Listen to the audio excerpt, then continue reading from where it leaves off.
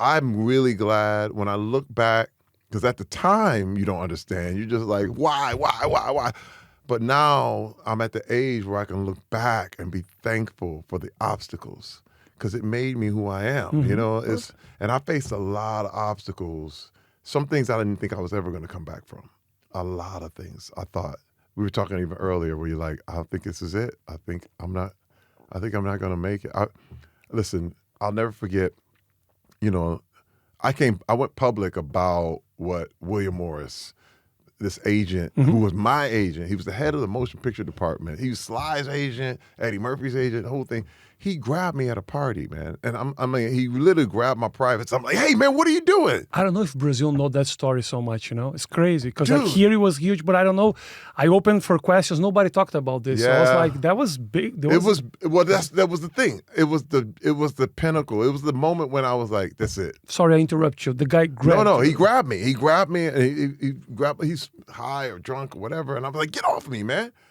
And he's like, whatever. And I was so mad. I'll never forget. I was so mad. I wanted to kill him. But my wife was like, hey, you know, no one will believe you. If you knock this guy out, what is everybody going to say? They're going to say, they're not going to believe you that he grabbed you and did something weird. I was like, I know. And then when Me Too happened and everyone was going out against Weinstein, I remember thinking like, that happened to me. And I didn't kill the guy. And they were like, and everybody was dogging these women out. They were like, oh yeah, you did it because you just wanted to be famous.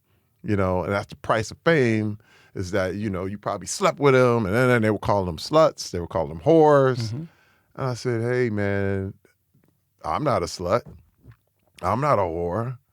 That happened to me. And I said, man, that's not right. And I remember just tweeting about it. And I put these tweets out and it just said, hey, man, that happened to me, man. Like, this is what happened. I wanted to kill the guy, but I didn't. And I said, but I have to join in and say, you guys are mischaracterizing these women and you're acting like they asked for it. And they didn't. Of course, because if you're a man with the body that you have Right. and already was embarrassed with that situation, can you imagine being a woman, feel like physically she doesn't feel like she can react? Because her first reaction is not, I'm going to kill the guy. It's like, what's she going to do? What am I going to do? Imagine you get off the bus, you're in Hollywood, and some agent or whatever is like, hey, come on over here. You're going to give you a movie. And she's like, oh, and all you find out it's something else. And it's like, no, crushing. And they send you out and whatever. And now all of a sudden, you're never going to work again. Goodbye. They don't have any power. But see, this was where I realized what my purpose was. Like, I realized that I've been put in a position to be an example, to be this person, because this is the thing. My wife told me, and she said, Terry, there's no woman in your life that hasn't been through that. I was like, yeah, but she said, so you know what, though? The way you can fight this, you got to be smart. You got to be smart about it. You can't fight with your fists. You have to fight with your mind. And I sued him. And by me going public, though, people were like, Terry, you're too big. And I should have never. But I was like, it happened. What does that mean? I said, just because you beat somebody up doesn't mean it didn't happen. You know what I mean? It's one of those things. And then what happened was all these men in Hollywood came forward and said, yeah, that happened to me too. They were quiet. They didn't say anything. Even if you deny it, doesn't mean it didn't happen. You know? I'm pretty sure it was a difficult decision for you to go public because you knew that it would be some backlash of people like, this guy, he can kill everybody in the set, and they were like, it doesn't make sense. It kind of probably a lot of people, a lot of men saw what you did, and they were like, I want to talk about it too. If this guy was able to be open about it, I think I can be too. But remember, there's the image. And everybody's like, he's from the Expendables. That doesn't make sense. He should be able to shoot him. He's T-Money. Yeah. He should be able to slam him on his head. But none of that stuff works in... Can you shoot people in real life? Can you slam people on their head in real life? You going to jail. you're not going to go anywhere. But see, in a movie, yeah, great. In a movie, I can kill 40 people. Yeah.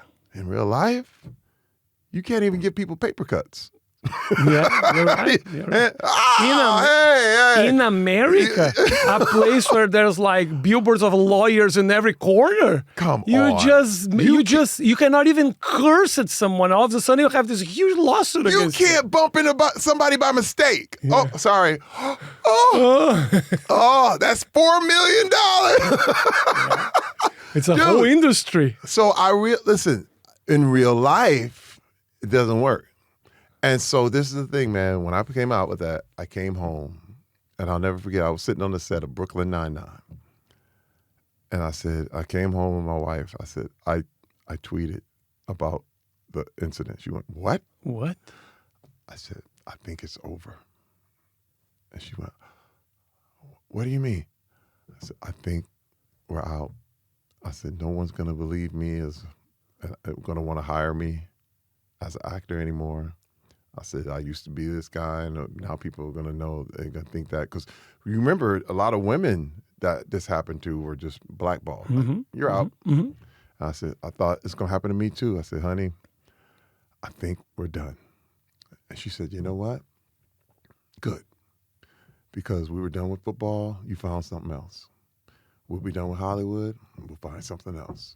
I said, you with me? She said, I'm with you. And that was it.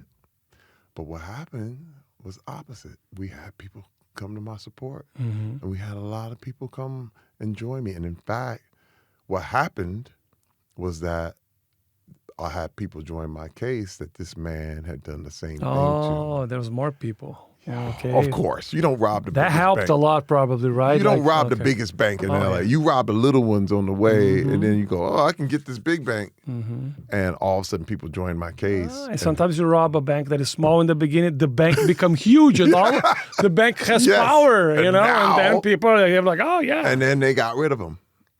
And then not only that, is that because I came forward, people saw and they were like, wow, they saw the risk. They saw it and they understood. Because, I mean, what's the purpose of lying about something like that? Like, it's just, there's no reason. It's no advantage. But I didn't do it to get money. I didn't do it to get fame. I did it to support because there were so many women who this has happened to. And I said, you know what? If we as men don't stand up and say, no, this is not right, it'll never change. It's a brave decision, Terry, to just join this, because you had a lot to lose. So we were talking before, like, I know you're careful with the decisions that you make, the causes that you join. You don't want to be known as this controversial guy. You are a likable human being. You're doing American Got Talent, which is like a family show. So you gotta choose the fights. But at the same time, like, so there's some fights that you need to embrace, right? That was the fight. I said, this is the one.